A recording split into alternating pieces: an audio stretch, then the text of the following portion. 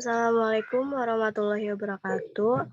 Perkenalkan kami dari kelompok 2 yang beranggotakan Iis Istihamsyah, Mariska Nurul Inayah, Putri Sikami, dan saya sendiri Situlatul Hasanah. Kami dari kelompok 2 dengan pangan fungsional yaitu nugget tempe. Next.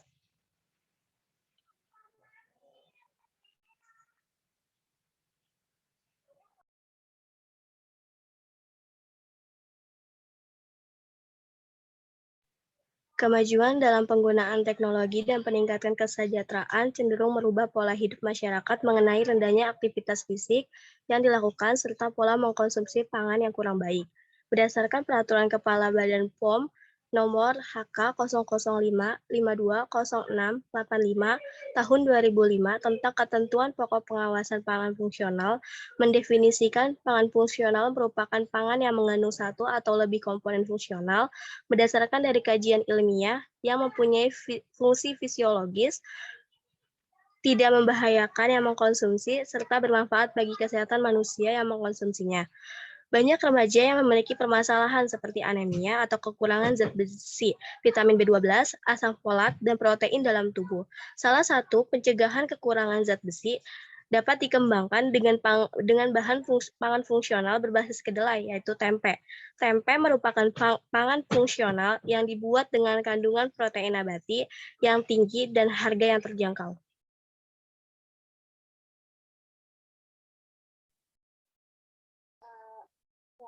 Selanjutnya, pada metode penelitian ini, artikel ini ditulis dengan metode peninjauan yang dilakukan secara sistematis mengenai pangan fungsional nugget tempe.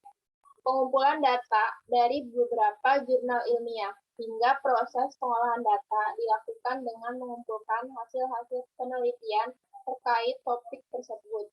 Berbagai hal yang menyangkut manfaat nugget tempe akan dijelaskan secara sederhana dan fokus pada analisis sistematis.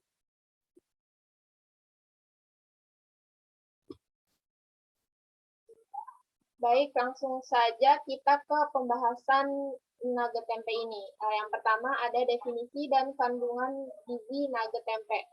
Nugget tempe sendiri merupakan salah satu inovasi olahan pangan nugget yang menambahkan bahan baku tempe di dalam proses pembuatannya. Olahan nugget tempe merupakan olahan substitusi daging ayam dengan tempe pada bahan bakunya. Pemilihan bahan baku tempe dikarenakan kandungannya yang bermanfaat bagi kesehatan juga mudah untuk dijumpai. Adanya substitusi bahan baku ayam dengan tempe ini diharapkan dapat menambah minat konsumen terhadap tempe sebagai produk lokal dan dapat sebagai salah satu makanan pengganti bagi konsumen-konsumen yang tidak memakan daging. Selanjutnya ada macam-macam tempe. Nah, di Indonesia sendiri ada beberapa jenis tempe antara lain tempe gembus yang dibuat dari ampas tahu, tempe lamtoro yang dibuat dari biji lamtoro, tempe benguk, tempe koro, tempe bongkrek, tempe gudeg, tempe bungkil, dan tempe kedelai. Dari berbagai jenis tempe tersebut yang paling banyak dikonsumsi dan digemari oleh masyarakat adalah tempe kedelai. Umumnya, penyebutan tempe berlaku untuk tempe kedelai, sedangkan untuk jenis tempe lain disebutkan secara lengkap dengan nama bahan bakunya, seperti yang saya sebutkan tadi.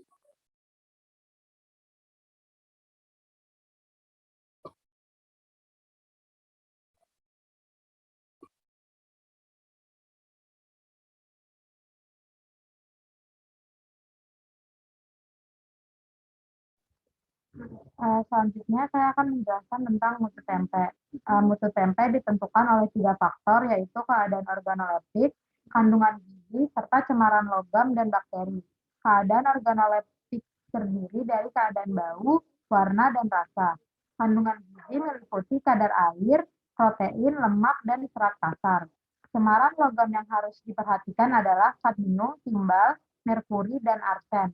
Adapun untuk cemaran bakteri meliputi bakteri coliform dan salmonella. Bau yang normal pada tempe adalah tidak berbau benda asing, tetapi berbau khas tempe. Jika terdapat bau asing, dapat dikatakan tempe tersebut tidak normal. Warna normal tempe adalah putih atau keabu-abuan. Jadi, selain warna putih dan keabu-abuan, maka warna tempe dikatakan tidak normal. Adapun untuk rasa tempe yang normal adalah tidak terdapat rasa lain selain rasa tempe.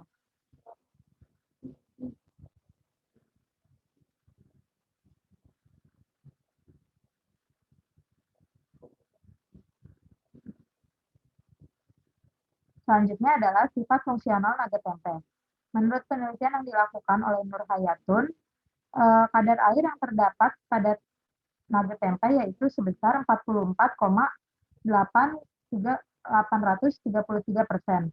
Kadar abu sebesar 52,426%, kadar protein sebesar 52,426%, dan kadar lemak sebesar 0,304%, serta kadar karbohidrat sebesar 24,360%. Berdasarkan SNI, nugget ayam campuran, kandungan protein minimalnya sebesar 9%, dan mengacu pada hasil penelitian ini dapat dinyatakan bahwa seluruh sampel nugget tempe sudah memenuhi standar kadar protein yang sudah ditetapkan dalam pemenuhan angka kecukupan gizi protein remaja per hari, yaitu 81%, 71% dan 67%. Kebutuhan protein remaja per hari berkisar antara 8 sampai 15 gram.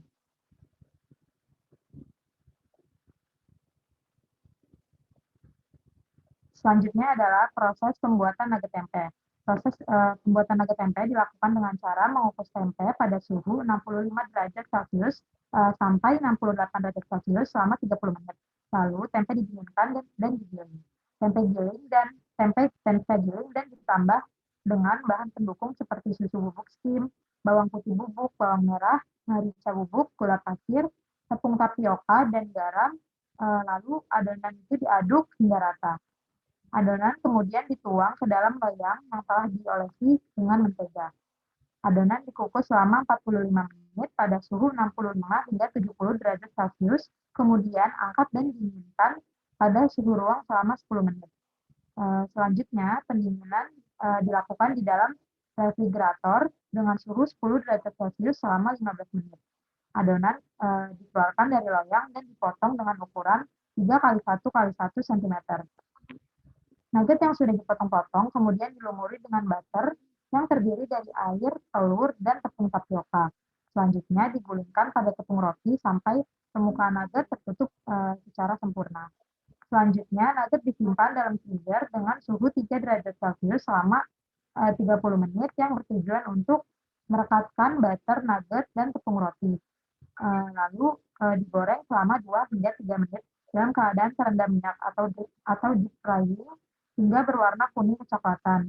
Pembuatan nugget mengacu pada penelitian Permatasari dan Aprisanti dengan modifikasi.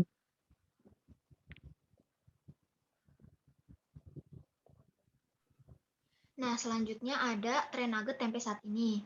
Nah, seiring dengan perkembangannya zaman, kebutuhan hidup manusia semakin meningkat. Nah, masyarakat semakin sibuk dengan aktivitas kerja sehari-hari, sehingga mengabaikan kesehatan. Hal ini dapat terlihat dengan gaya hidup masyarakat dengan pola makan yang tidak sehat dan bergizi. Nah, karena semakin sibuk masyarakat, hal tersebut menjadi salah satu pendorong masyarakat untuk mengonsumsi produk makanan siap saji, mulai dari makanan ringan hingga makanan berat. Nah, masyarakat Indonesia sangat cepat dalam mengikuti tren suatu produk di bidang kuliner saat ini, termasuk nugget tempe. Nah, produk nugget tempe ini memiliki pemasaran yang berkembang cepat di pasar.